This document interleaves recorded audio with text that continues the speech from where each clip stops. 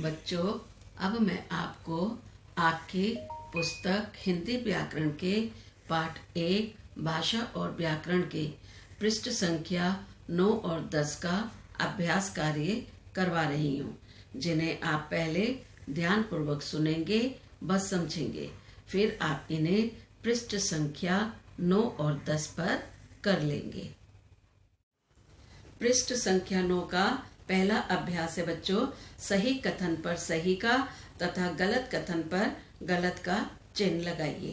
पहला है, विश्व भर में 200 भाषाएं बोली जाती हैं। बच्चों, यह गलत है। दूसरा है, बोलना व सुनना मौखिक भाषा के अभिन्न अंग हैं। यह सही है। तीसरा वाक्य है, भाषा का लिखित रूप बोली कहलाता है।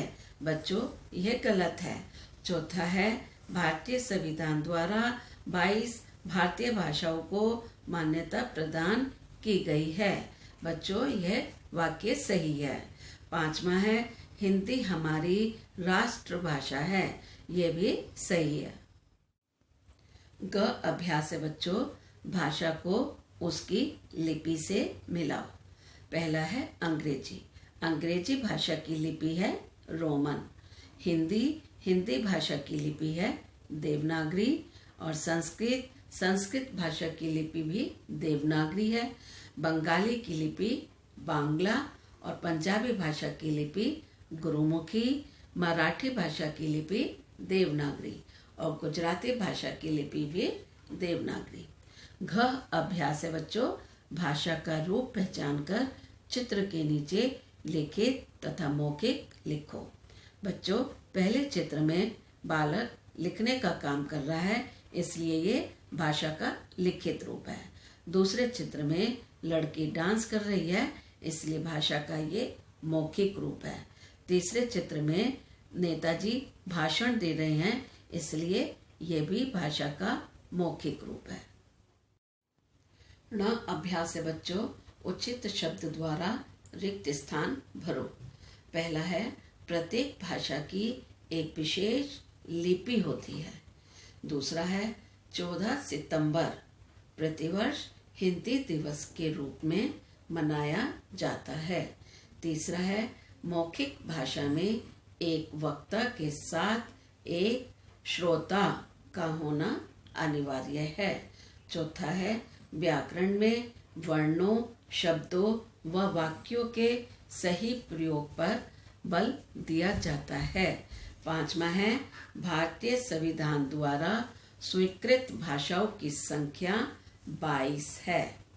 अब बच्चों, पृष्ठ संख्या 10 का च अभ्यास है, उचित विकल्प चुनो। पहला है, भाषा विचारों के आदान प्रदान का एक साधन है, तरीका है या रूप है। सही विकल्प है बच्चों, साधन है। दूसरा है बच्चों, शब्दों की उत्पत्ति का अध्ययन किया जाता है, वर्ण विचार में, शब्द विचार में या वाक्य विचार में। सही विकल्प है बच्चों, शब्द विचार में। तीसरा है, इनमें बोली है मलयालम, कन्नड़ या ब्रज। इसमें बच्चों ब्रज जो है वो बोली है। चौथा है, भारतीय संविधान द्वारा मान्यता प्राप्त 22 भाषाओं में सम्मिलित नहीं है, हिंदी, मणिपुरी या अंग्रेजी। बच्चों, इसमें सही विकल्प है अंग्रेजी। पांचवा है, भाषा के लिखित रूप का उदाहरण है बैंक का चेक, फोन पर मित्र को निमंत्रण देना या फिर माता पिता का परस्पर वार्तालाप। इसमें सही विकल्प है बच्चों, बैंक का चेक। बच्चों, अब यह अभ्यास कार्य आप अपनी व्याकरण के पाठ 1 पृष्ठ संख्या 9 और 10 पर कर लीजिए।